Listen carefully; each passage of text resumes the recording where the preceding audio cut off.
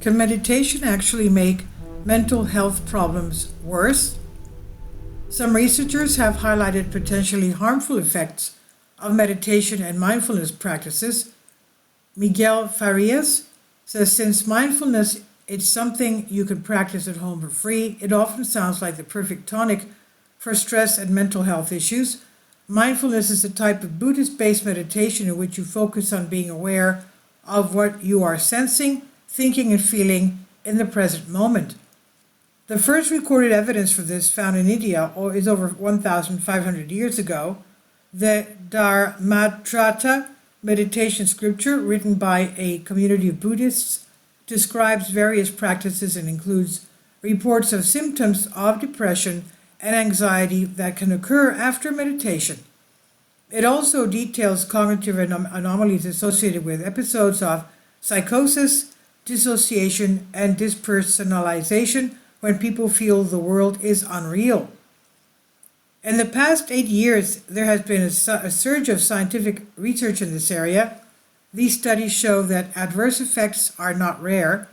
A 2022 study using a sample of 953 people in the US who meditated regularly showed that over 10% of participants experienced adverse effects which had a significant negative impact on their everyday life and lasted for at least 1 month. According to the review of over 40 years of research that was published in 2020, the most common adverse effects are anxiety and depression. These are followed by psychotic or delusional symptoms, dissociation or depersonalization, and fear or terror.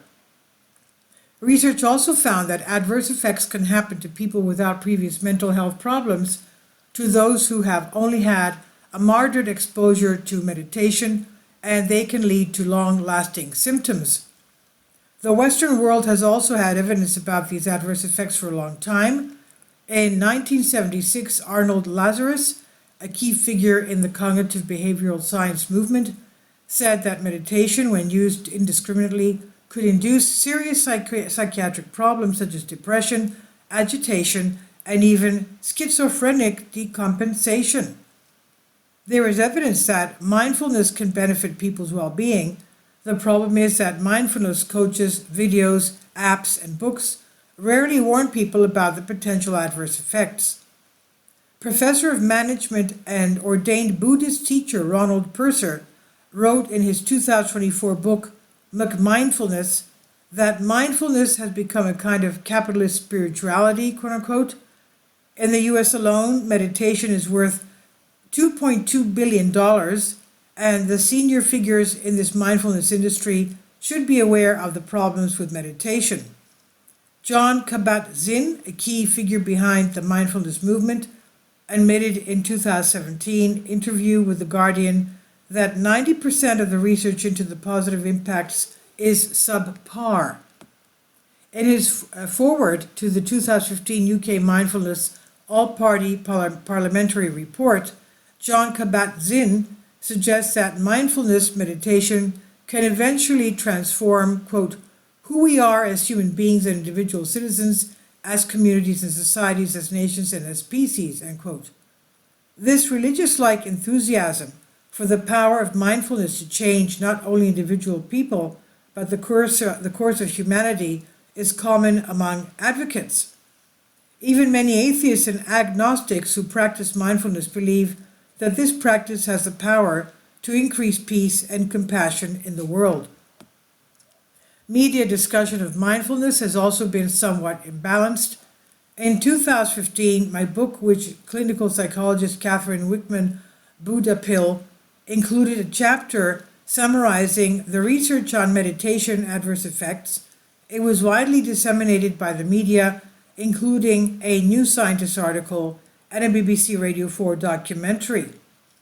But there was little media coverage in 2022 of the most extensive study in the history of meditation science, over $8 million funded by research charity the Wellcome Trust. The study tested more than 8,000 children aged 11 to 14 across 84 schools in the UK from 2016 to 18. The results showed that mindfulness failed to improve the mental well-being of children compared to a control group, and may even have detrimental effects on those who were at risk of mental health problems. Ethical implications. Is it ethical to sell mindfulness apps, teach people meditation classes, or even use mindfulness in clinical practice without mentioning its adverse effects? Given the evidence of how varied and common these effects are, the answer should be no. However, many meditation and mindfulness instructors believe that these practices can only do good and don't know about the potential for adverse effects. The most common account I hear from people who have suffered adverse meditation effects is that the teachers don't believe them. They're usually told to just keep meditating and it'll go away. Research about how to safely practice meditation has only recently begun, which means that there is not yet clear advice to give people. There is a wider problem in that meditation deals with unusual states of consciousness, and we do not have psychological theories of mind to help us understand these states. But there are resources people can use to learn about these adverse effects. These include websites produced by meditators who experience serious adverse effects and academic handbooks with dedicated sections to this topic.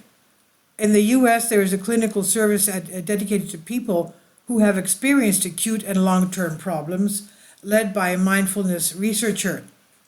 For now, if meditation is to be used as a well-being or therapeutic tool, the public needs to be informed about its potential for harm. The article was republished from Conversation under Creative Commons by Miguel Farias, Associate Professor in Experimental Psychology, Coventry University of the UK, on Unexplained Mysteries. Please leave your comments. Thank you for your support. Please support my Patreon account. The daily posts are 5 videos daily, and they are totally different from what I have on my YouTube channel. Thank you so much for your support and that you find all my content so interesting. You'll find the Patreon account details in the description box below.